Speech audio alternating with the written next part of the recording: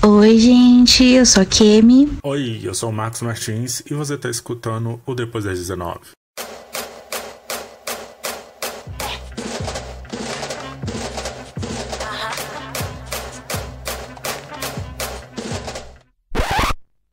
Em 18 de junho de 1908, aportava em São Paulo o navio Kasato Maru, trazendo consigo oficialmente a primeira leva de japoneses ao Brasil. Entre chineses, filipinos, os japoneses são uns dos diversos grupos asiáticos, mais especificamente do leste asiático. E em meio a anos de estabelecimento de imigração, vem se ganhando cada vez mais espaço a discussão acerca dos efeitos de se viver na diáspora, o que tem proporcionado o crescimento do que se denominou militância asiática. Desde séries como Fresh Off the Boat, sites como A Outra Coluna, coletivos como Plataforma Lotus e personalidades como The Love Life of an Asian Guy. E o porquê da necessidade dessa militância é que iremos tratar no programa de hoje. Eu sou a Kemi, estudante de Ciências Sociais, descendente de okinawanos. Eu estudo principalmente o papel de asiáticos e principalmente leste asiáticos nas relações raciais brasileiras. Toda a construção histórica brasileira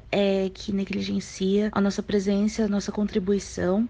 E eu também estudo sobre indigeneidade, identidades indígenas, porque Okinawa não é Japão. E é muito interessante trazer isso para o contexto brasileiro também.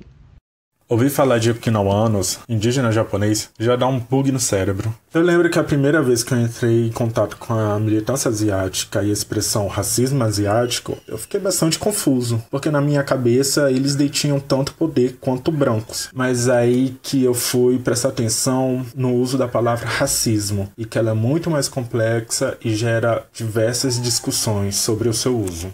Isso vem desde o começo, assim, da estruturação da nossa militância, porque alguns acadêmicos que estavam falando isso meio que pontualmente, né, assim, na história, nas ciências sociais, eles sempre usaram bastante o termo racismo. E agora que a gente está tentando se organizar no movimento político, a gente tem debatido bastante essa questão, porque o racismo, se a gente usar racismo, sabe, usar a palavra racismo, às vezes realmente parece que a gente está equiparando a nossa situação à situação das comunidades negras e indígenas. E isso é bem complicado porque a questão estrutural não tá tão presente com a gente, no sentido de uma violência de Estado, sabe, repercutindo na gente. Então, a gente também não queria, no começo, adotar o termo xenofobia, porque, afinal, muitas das coisas giravam em torno, assim, muitas das pautas giravam em torno do fato de que a gente é brasileiro e a gente queria ter isso reconhecido. Mas, com um pouco mais de estudo, um pouco mais de debate, a gente, assim, eu não sei a gente, né, mas eu pessoalmente cheguei na conclusão de que xenofobia é o mais adequado para nossa situação, para descrever a nossa situação, porque a gente não tá falando só de, sabe, imigrantes japoneses, descendentes de imigrantes japoneses que já são quarta geração aqui no Brasil, então a gente tá super assimilado, a gente navega o mundo brasileiro com uma certa facilidade, apesar das microagressões. E também isso é meio regional, né? Mas enfim, eu digo mais no Sudeste, onde as pessoas mais se concentram, né? Que estão participando do movimento. Mas, ao mesmo tempo, a gente também tem que falar de saúde pública, a gente tem que falar de acolhimento, a gente tem que falar de cidadania, que, por exemplo, imigrantes chineses recentes não têm esse acesso, porque eles não têm acesso à língua, eles não têm acesso à educação, eles não têm acesso a nada, à segurança, assim, à qualidade de vida básica por conta da barreira da língua e por conta de barreiras culturais.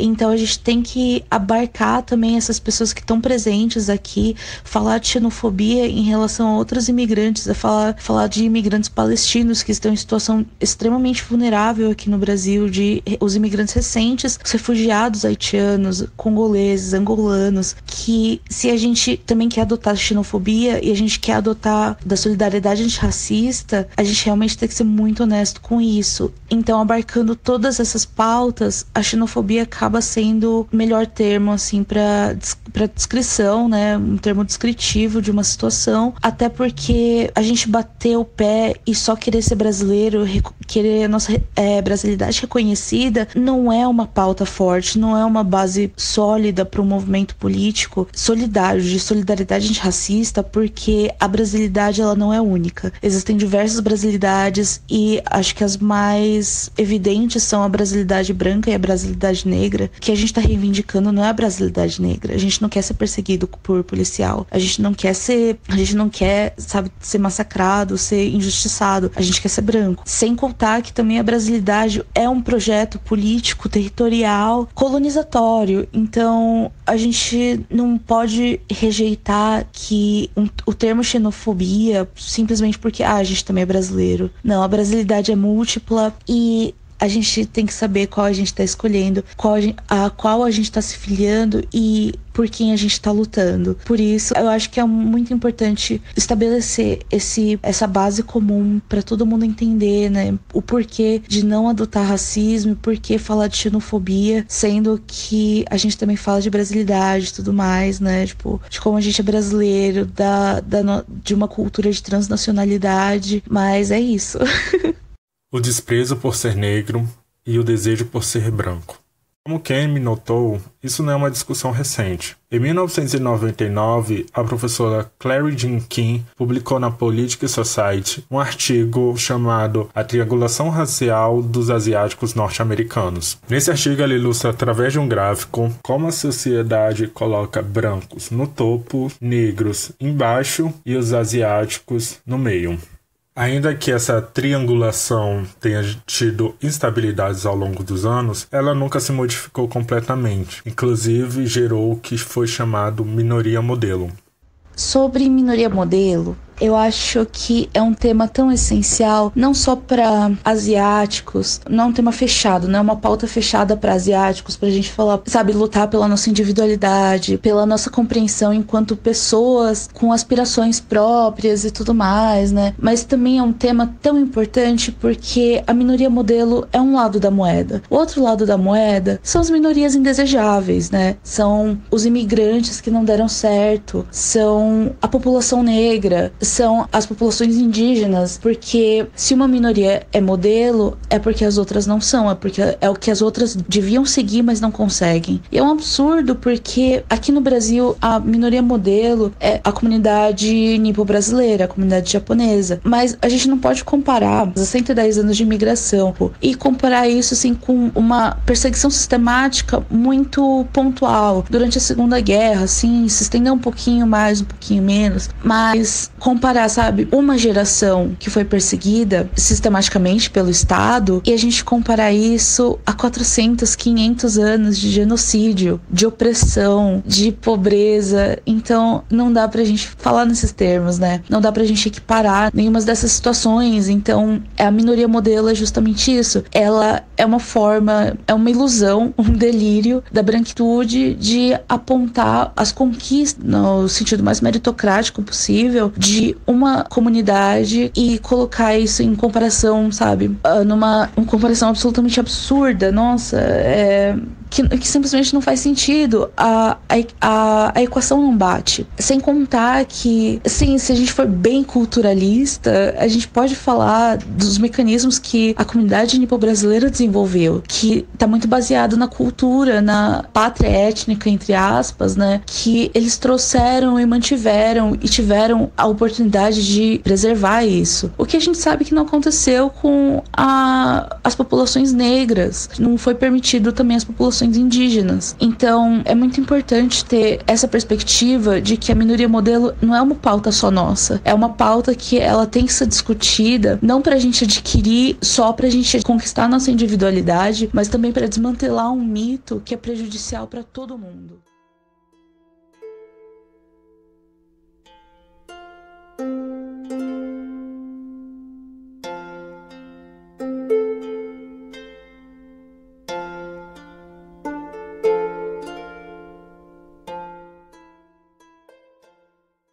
Digamos também que a minoria modelo é uma domesticação do perigo amarelo, né? Que o perigo amarelo é essa ameaça que o leste asiático vai dominar, principalmente a China, né? Vai dominar o mundo.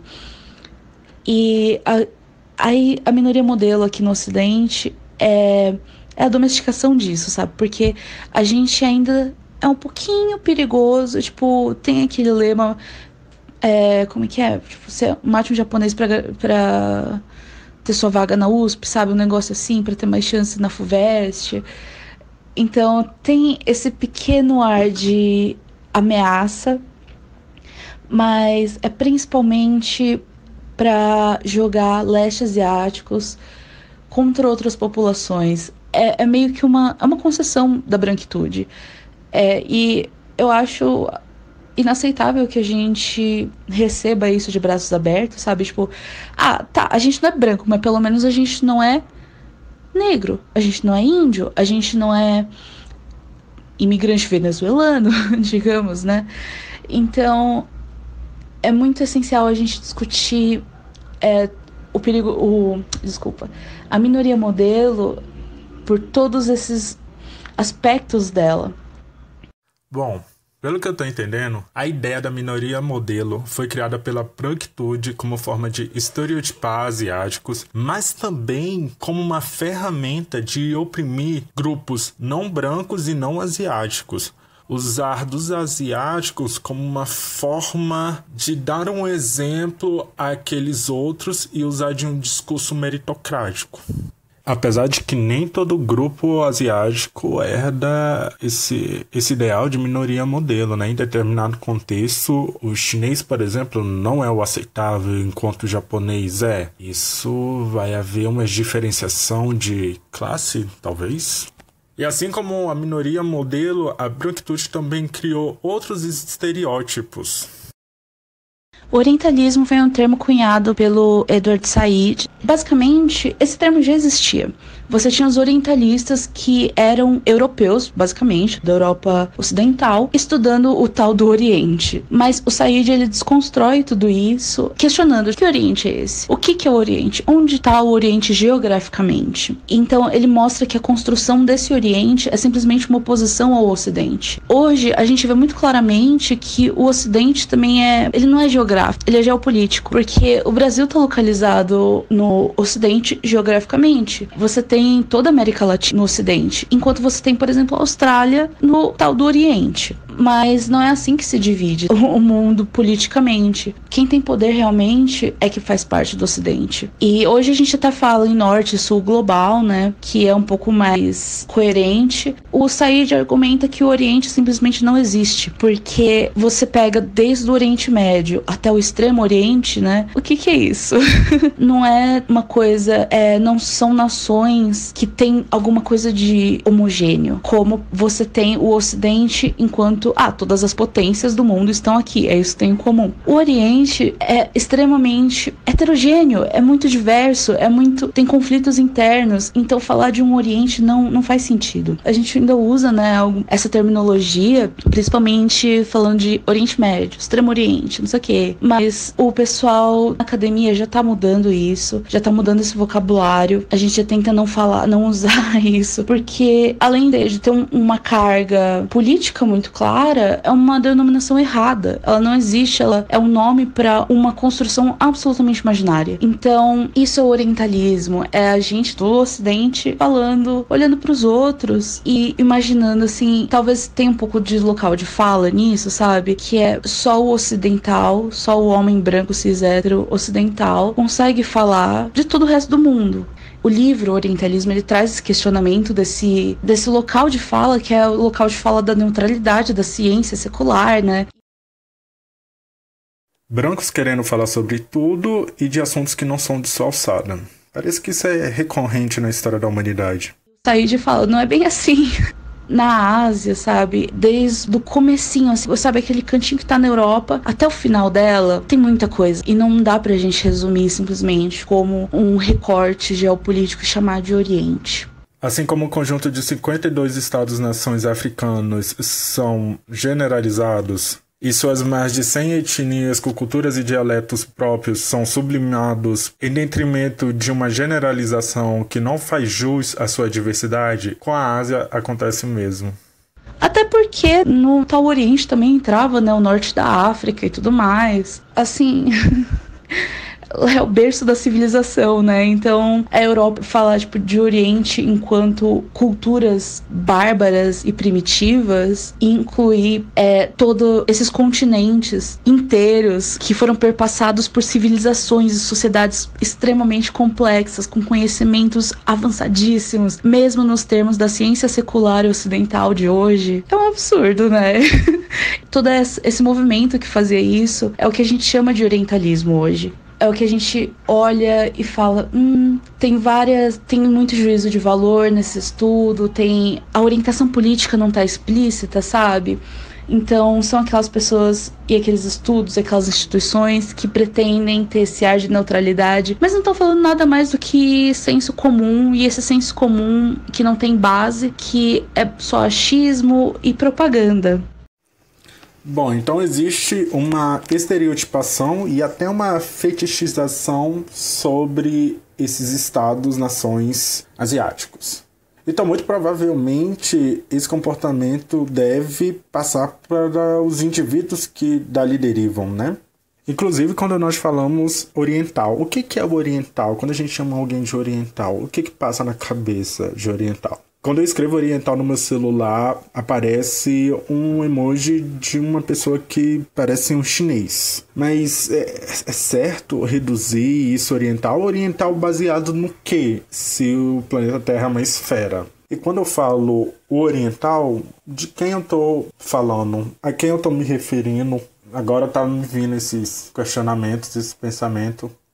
É muito engraçado porque a gente tenta não se basear muito nos Estados Unidos, mas inevitavelmente a gente faz umas comparações. Então lá, esse termo oriental já foi excluído de um vocabulário mais político, mais acadêmico, por todas as razões que eu já citei. E também por carregar uma conotação negativa, justamente de bárbaro, primitivo, exótico. E aqui no Brasil é engraçado porque a gente usa oriental para leste asiáticos, ao contrário do mundo anglófono que usava oriental para se referir ao Oriente Médio, entre aspas, mundo árabe, ou mundo muçulmano, né, islâmico, etc, etc. Que também são denominações extremamente genéricas e estranhas, mas tudo bem. Então aqui a gente fala oriental não com uma conotação necessariamente negativa, mas eu ainda acho que não é porque não é ofensivo que a gente não deve contestar, tipo, necessariamente ofensivo. Porque se a gente já tem um estudo absolutamente, sabe, tipo, um estudo massivo, que é o orientalismo do Said, já falando sobre como o Oriente não existe e como o oriental também não existe, eu acho que a gente deve também questionar o uso disso no Brasil, mesmo que não seja necessariamente carregado de uma certa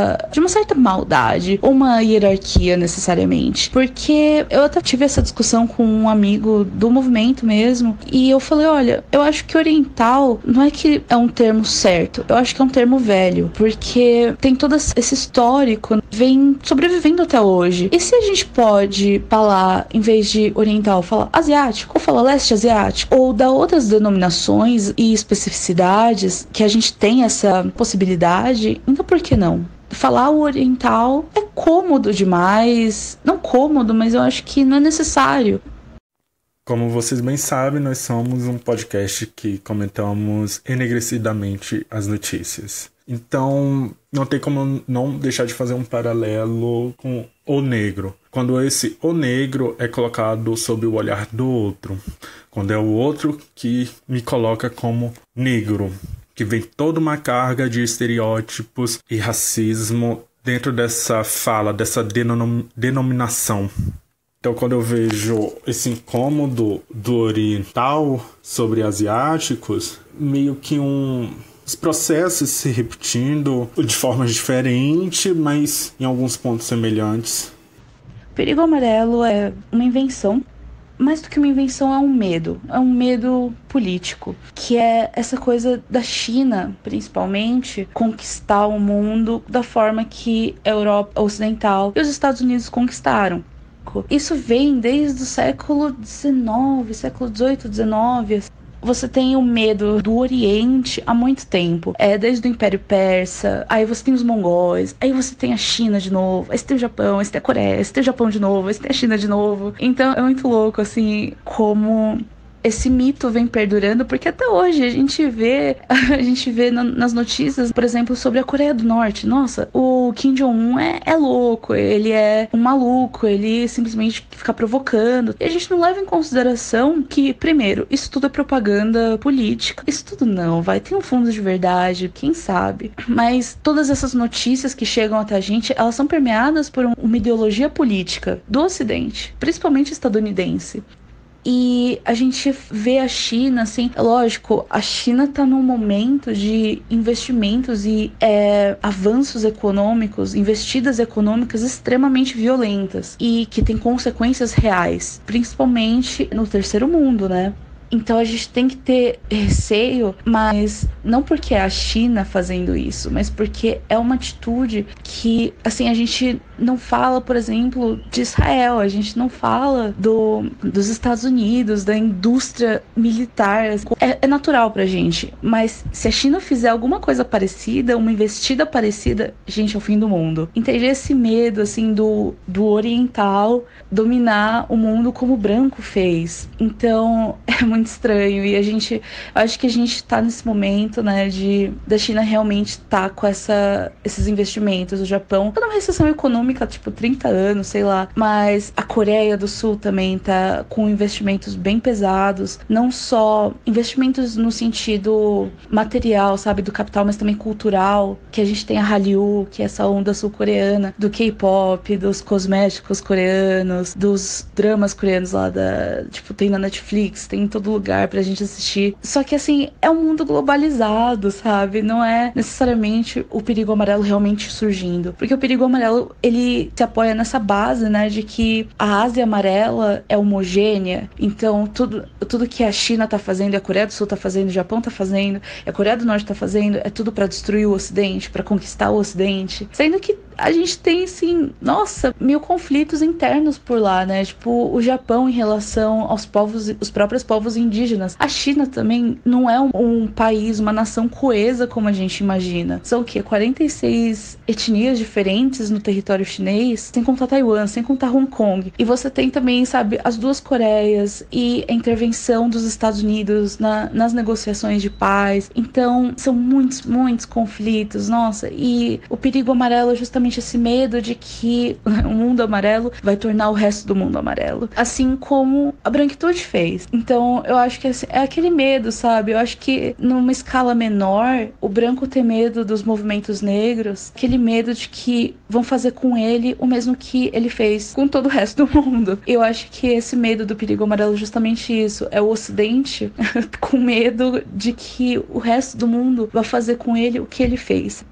Há um receio da branquitude que tudo que ela tenha feito com outros grupos étnicos raciais se volte contra ela. Por isso desse medo, dessa criação do perigo amarelo, por isso que tudo que fortaleça a negritude, a africanidade, existe um medo. Por isso que em estados norte-americanos o casamento interracial entre negros e asiáticos eram proibidos. Por isso que estereótipos sobre indígenas são difundidos para que não haja uma aproximação entre negros e indígenas, por mais que por muito tempo esses povos tenham entrado em contato e permanecido juntos, por mais que esses contatos entre esses povos não brancos nem sempre vão se dar de forma harmônica, há um maior medo da branquitude sobre o que eles possam fazer juntos. Ou até lutando separados, porém fortalecidos e dinamitando a branquitude em diferentes frontes. Também é muito interessante, né, mencionar como o perigo amarelo também foi uma faceta para a construção da branquitude, porque a Europa Ocidental precisava de uma forma de se unificar, e uma delas foi inventar a raça branca. E para inventar a raça branca tinha que ter uma oposição, que era a raça amarela. Então veio daí o perigo amarelo. Essa invenção para que o Ocidente se unisse, para que a Europa Ocidental se unisse contra um inimigo comum. Então é sempre a gente operando na lógica do inimigo comum.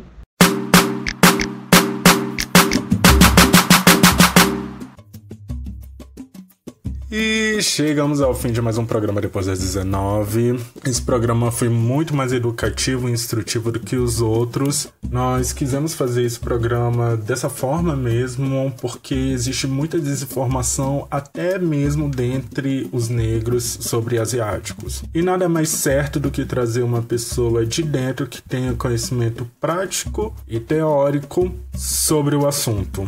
Porque nós não acreditamos em tutela e nós não achamos que tutela vai resolver alguma coisa, né? Tutela em termos raciais, tá, gente?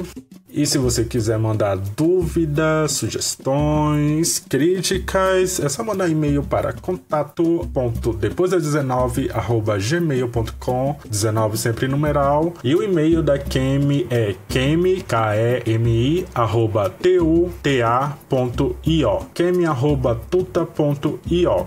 E é isso. Voltamos na próxima semana. Abraço, beijo e tchau, tchau.